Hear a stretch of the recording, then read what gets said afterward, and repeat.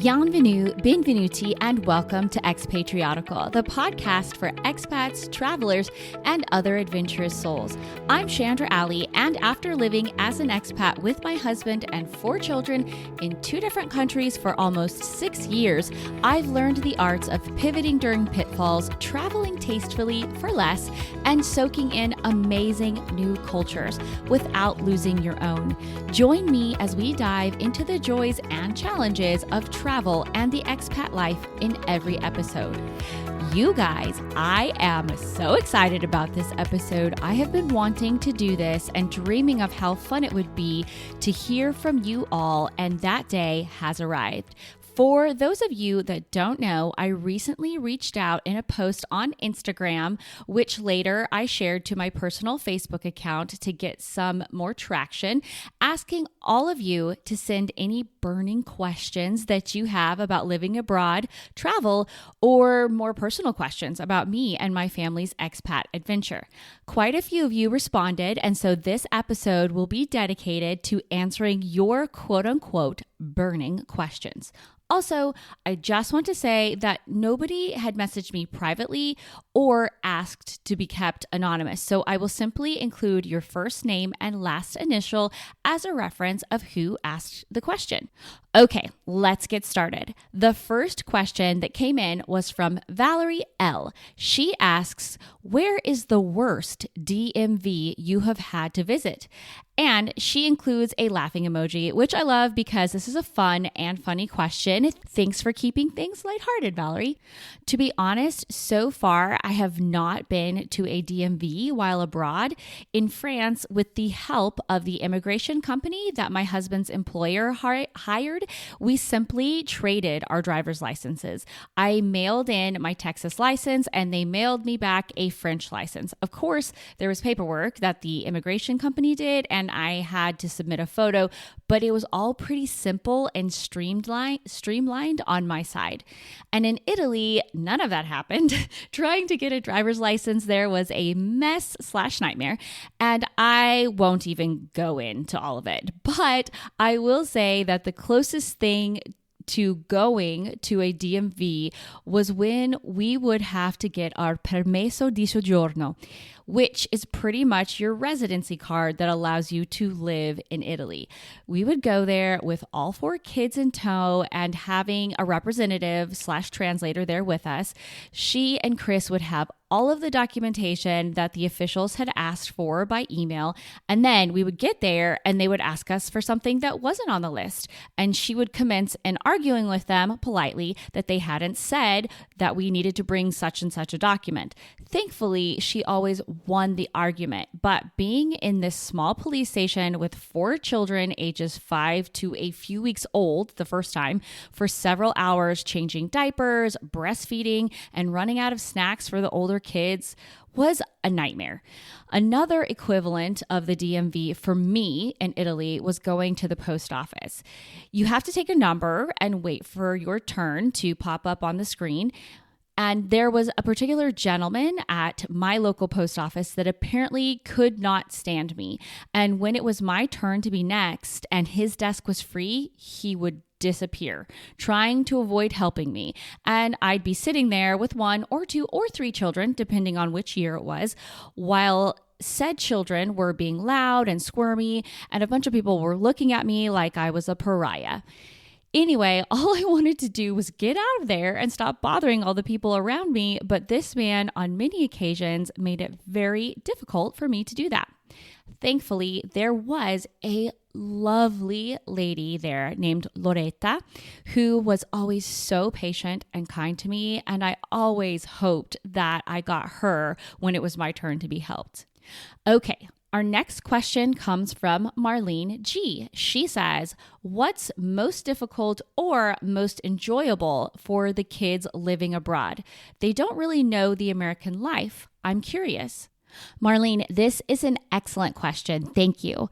So I'm going to give you my answer, but I actually plan to do an episode where I interview my kids if they want, and I will ask them this question. But in my opinion, I think one of the hardest things for them is saying goodbye to friends, especially when we are the ones that are moving. In the expat life, people are always coming and going in their schools because they go to international schools, but it's more difficult when we are the ones leaving. But my husband, Chris, and I have tried really hard to teach our children that goodbye is not always a forever thing. We have very close friends whom we met in Italy who moved away a year before we did, and thankfully they moved to London. So we have been able to see them 2 to 3 times every year since 2021. When they moved away, either by us visiting them or them coming to visit us. Granted, when we left Italy, we actually moved closer to them by moving to Paris, so that was a huge blessing. But we also encourage our kids to FaceTime them, and I literally will be taking letters to the post office probably later today that they have written for these friends. As far as the most enjoyable thing, I think all of the times we've gotten to go to the beach. Living here in France and having lived in Italy, we have had the opportunity to go to the sea or to the ocean multiple times. And I think my kids are like their mama and they really love the ocean. And if we were still living in America, we were in Dallas before moving to Italy, our trips to the ocean would be less frequent for sure. But right now, I can get to the beach in about an hour and a half. I'm not saying that to brag, and I hope it doesn't sound like I am. It's just simply a fact that that's how close we are to the Atlantic Ocean. Next up, we have Natasha M. with this question. What do you miss most about living in the USA? Is it the breakfast? And what do you miss the least about living in the USA? So this question comes from one of my dearest and best friends. Thus, she asked about breakfast because she knows how much I love breakfast. I'm happy to say that I have gotten accustomed to having a different type of breakfast, so I don't miss that as much anymore. And it would be really easy for me to say all of the different fast food establishments that we don't have here in Europe, in particular In-N-Out and Chick-fil-A for me and Whataburger for Chris. But I think something that stands out to me whenever I am back is how easy it is to drive there.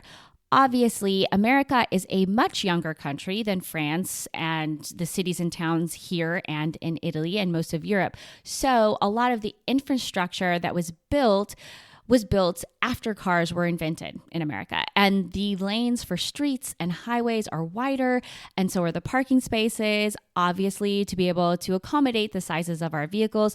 But even when you're just driving a 4-door sedan, it makes it easier getting in and out of a parking lot and stuff like that. And I feel like I can relax a bit more when I'm driving in the US. So that, other than the family and friends, of course, is what I miss the most.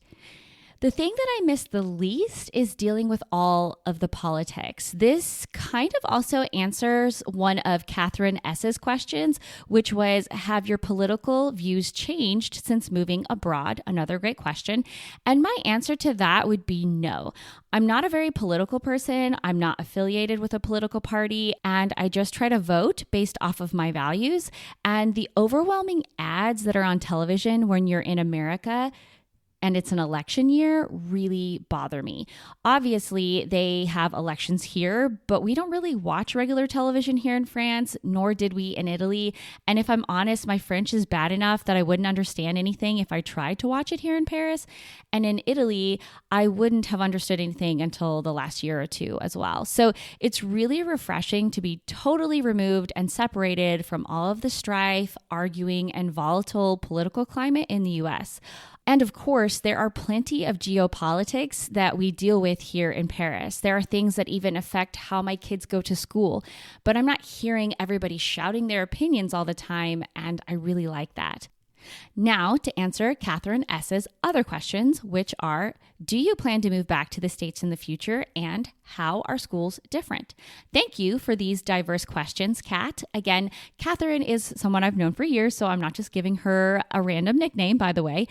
In fact, everyone that wrote in is somebody that I know, but I really appreciate this as it will hopefully encourage people that have not met me to write in with their questions so that we can do this type of episode again in the future.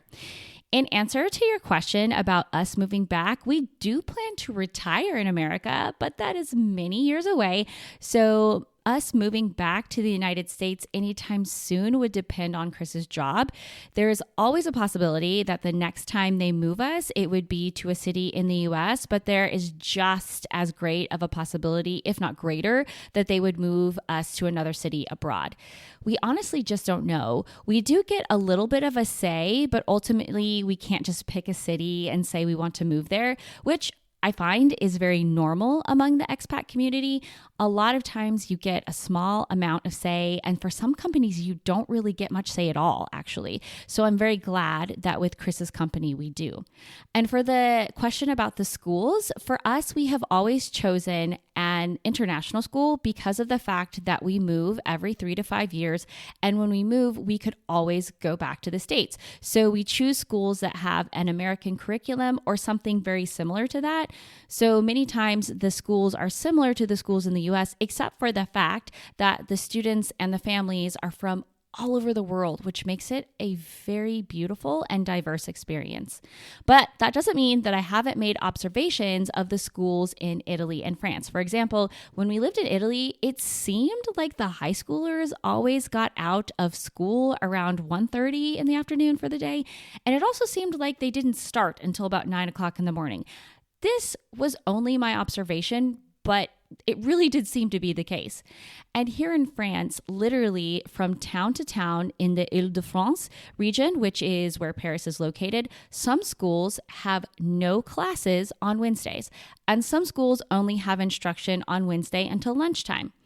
In most schools throughout the week, the lunch hour lasts about an hour and a half long. And for younger students, you'll see moms and nannies coming to pick the child up to feed him or her at home and then take them back to school.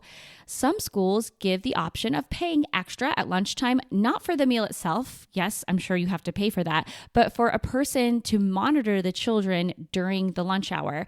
And this has to do with unions and the teachers not being the ones to watch the students during lunch.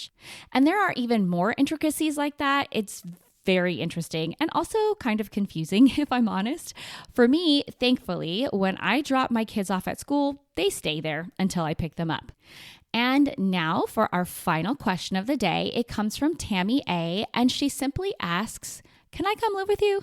And the answer is yes, because Tammy is my aunt, and of course, welcome anytime if she can handle 4 very energetic children. Thank you to everyone who wrote in today. And if one of their questions has sparked a curiosity in you, feel free to direct message me on Instagram. And my handle is @Expatriotical with your question, and I can save it and answer it for our next question and answer episode. I am now so excited for today's Shan Select, you guys. This is very accessible to all of you that are listening to Expatriotical. In fact, this is what inspired me, in part, to start this podcast. And it has been so helpful for me just in general in my life for almost 3 years now. And that something is the Lazy Genius podcast by Chandra. Kendra's motto is be a genius about the things that matter and lazy about the things that don't. On the Lazy Genius podcast, she shares helpful strategies and practical wisdom that help you feel like yourself and get things done. And because the Apple Podcast transcript feature probably won't put the appropriate quotations around things, I wanted you to know that the genius verbiage right there all came directly from Kendra's website. Chandra is the New York Times best-selling author of The Lazy Genius Way, which is her first book. It describes the 13 principles that make up her genius philosophy. I hope she doesn't mind that I call it a philosophy. It is a wonderful book, and I absolutely devoured it via Audible. Her second book is called The Lazy Genius Kitchen, and I am so excited that she has a third book coming out in October of this year, 2024, called The Plan, where she will teach us how to manage our time like a lazy genius. I'm super excited about this new book, not because I'm terrible with time management, but because I want to improve and learn more. And Kendra's philosophy and style of teaching doesn't just give us how-tos or have us follow things exactly how she does them. She gives us principles that are laced with grace and also give us permission to let things go when we need to. But since the new book is not out yet, I would recommend getting started by listening to her podcast. Since I've been listening, applying the principles has really helped me to relax in some areas and to rethink how I'm doing things and why, and really to be more kind to myself, which is one of the 13 Lazy Genius principles. You can find the Lazy Genius podcast wherever you are listening to this podcast. And when you do, if you don't know where to start, a recent episode that she did that I loved was episode number 360, A Pep Talk for the Perpetually Tired. Or I always love her quarterly What's Saving My Life Right Now episodes, the most recent of which is episode number 356. Okay, I know I just gushed a lot. You should hear me talk about Costco or Trader Joe's, but I really do love all that Kendra is doing for people. I'm not an affiliate of Kendra. I don't even know her, though if she ever wants to meet me, that would be amazing. I just really want to share something that has been super helpful for me, especially during some pretty hard times in Italy and just really practical for me in general. There will be links to the episodes that I mentioned from the Lazy Genius podcast in the show notes, as well as to her website, thelazygeniuscollective.com. And you can also follow Kendra on Instagram. Her handle is @thelazygenius. Okay, now for our quote of the day. Today, the quote is not going to come from an expat, but from a book that has been translated into, according to Wikipedia, 736 languages. And if you've listened long enough, you will probably already have guessed it. It's the Bible. I stumbled across this verse when I was reading during my morning devotional, and this time it stuck out to me. It's Psalm 146, verse 9, and this is coming from the NIV or New International Version. It says, "The Lord watches over the foreigner and sustains the fatherless and the widow, but he frustrates the ways of the wicked." After reading that, I just really meditated on how God looks out for people that are living in countries that are not their country of origin, so much so that he mentions foreigners in the same space as widows and orphans. Now, I certainly don't consider my life to be as hard as a child that has no parents or a woman who has lost her husband, but I will admit that things can be exceedingly hard at times as an expat. And reading this verse makes me feel like God is putting it out there in writing saying, I know, I see it, and I care. Now, I'm certainly not speaking for God, but that's just how that verse makes me feel. The Lord watches over the foreigner. That's good stuff right there. Okay, guys, that's it for today. Thank you so much to everyone who wrote in with their questions and helped make this episode possible. I really and truly am so grateful. Before I go, I want to remind you that if you haven't already, please follow Expatriotical on whatever platform you listen to.